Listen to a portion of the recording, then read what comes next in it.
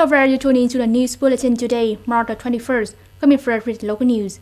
Deputy Prime Minister Vũ Đức Đam requested all relevant parties to stay alert and closely cooperate to ready for the risk of thousands of infection cases.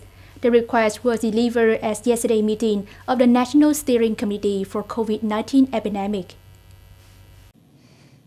Deputy Prime Minister Vũ Đức Đam asked the ministry forces to coordinate with the health sector to urgently set up plans to purchase medical supplies, equipment, and invest more mobile laboratories in case the number of suspected cases in need of testing skyrockets, and to have the classification for quarantine isolation as soon as possible. To ensure the effectiveness of disease prevention and quarantine suspension, the steering committee required the same conditions for all people put under quarantine. Quarantine people must strictly follow the instructions and guidance of competent authorities at the isolation facilities.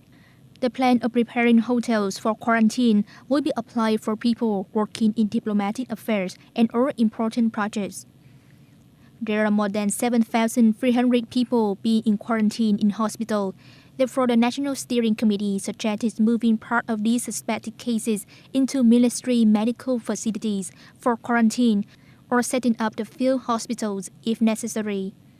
Also, to tighten control and supervision to conduct testings on all cases at high risk of infection at residential areas.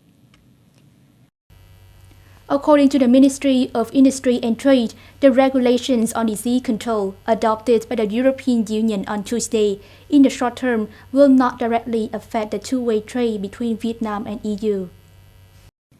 These regulations only apply to the individual traveling route, so the activities of transportation and trade of goods basically are not restricted.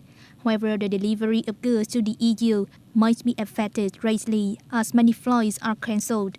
However, the export growth of the last half of this year might be more optimistic as the disease is properly controlled and the EU-Vietnam Free Trade Agreement takes effect.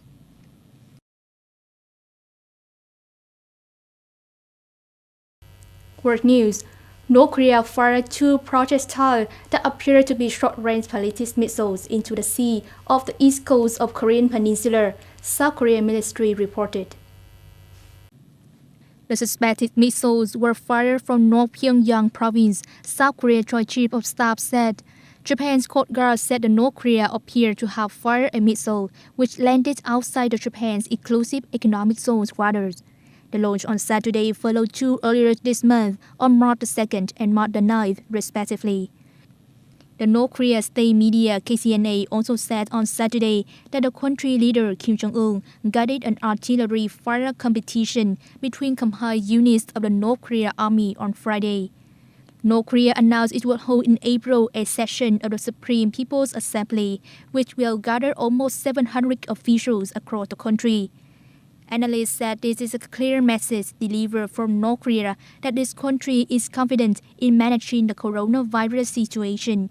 North Korea has not reported any confirmed cases of the COVID-19 so far. The United States announced on Friday that it has successfully tested an unarmed prototype of an hypersonic missile, a weapon that could puncture the defense system of rivals. According to the U.S. Defense Department, the missile in the test flew at a hypersonic speed, more than 5 times the speed of sound, or called Mach 5.